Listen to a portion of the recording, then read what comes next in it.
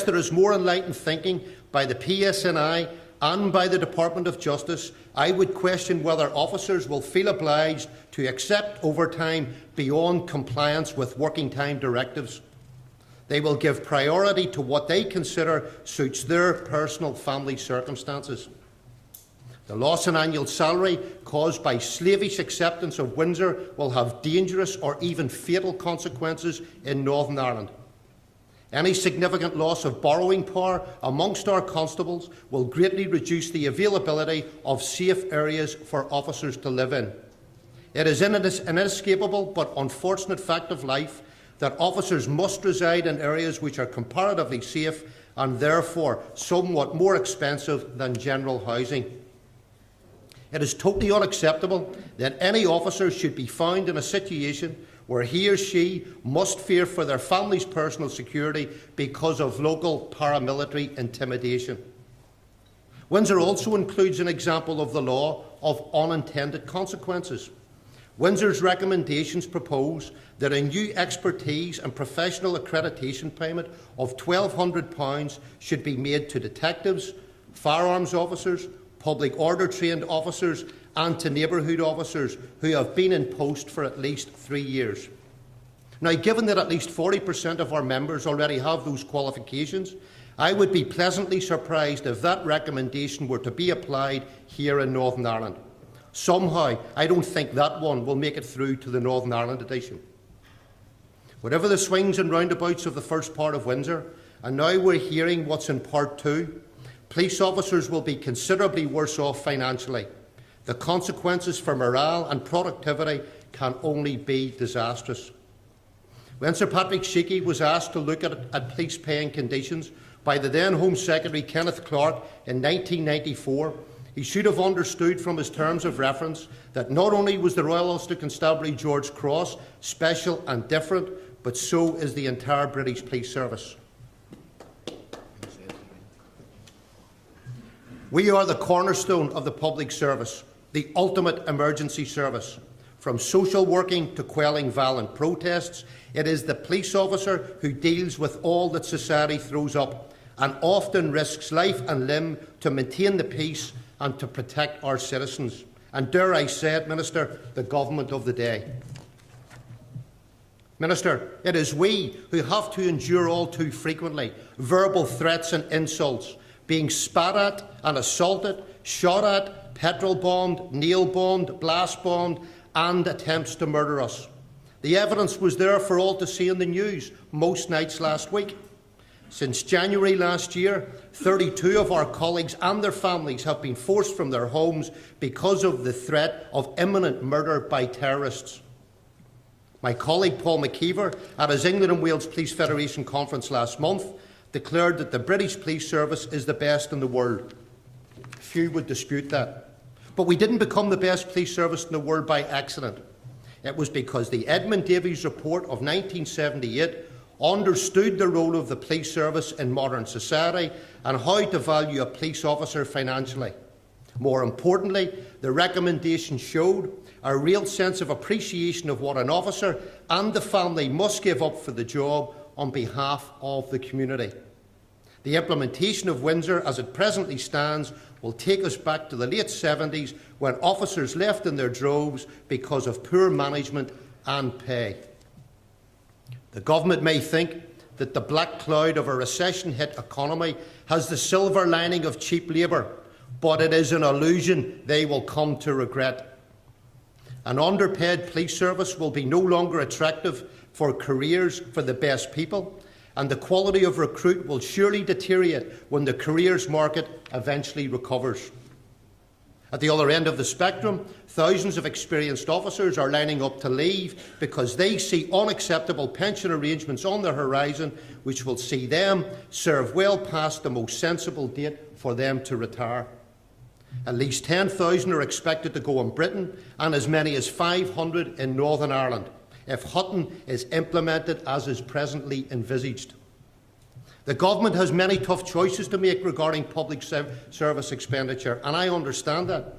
But the worst one they could make is to devastate the morale and career infrastructure of that part of the public service which is undeniably special and different in its contribution to the quality of life of our citizens.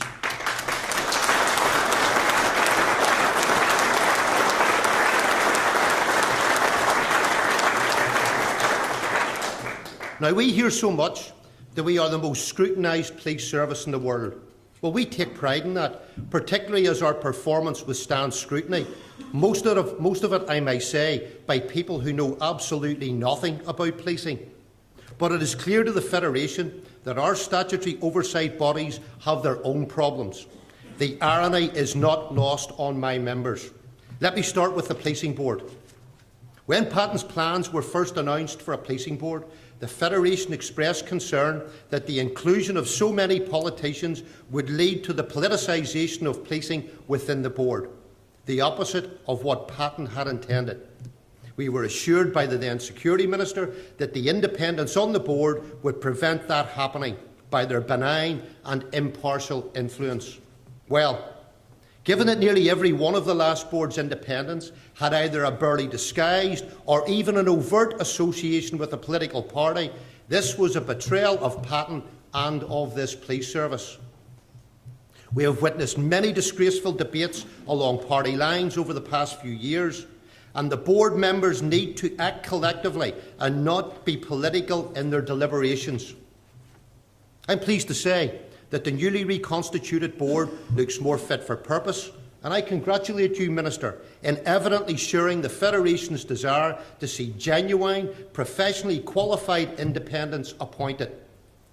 I also congratulate the new chairman of the board, Mr Brian Ray, who's with us here today, and Gerard O'Hara, who has been appointed as the vice chairman.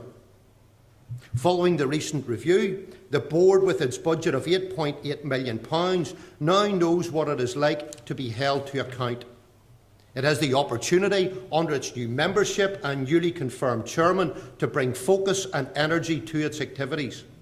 If they are to succeed in their often trumpeted aim of holding the PSNI to account, then the board must also prove its competence and relevance to the police service. We need to build a partnership which respects and understands the obligations of office on each of us without compromise to our separate remits. Especially sacrosanct must be the operational independence of our Chief Constable. I also have to express my members' anxiety about the performance of the Police Ombudsman's Office, although I would have to take a different tack to that of the recent review by the Committee for the Administration of Justice.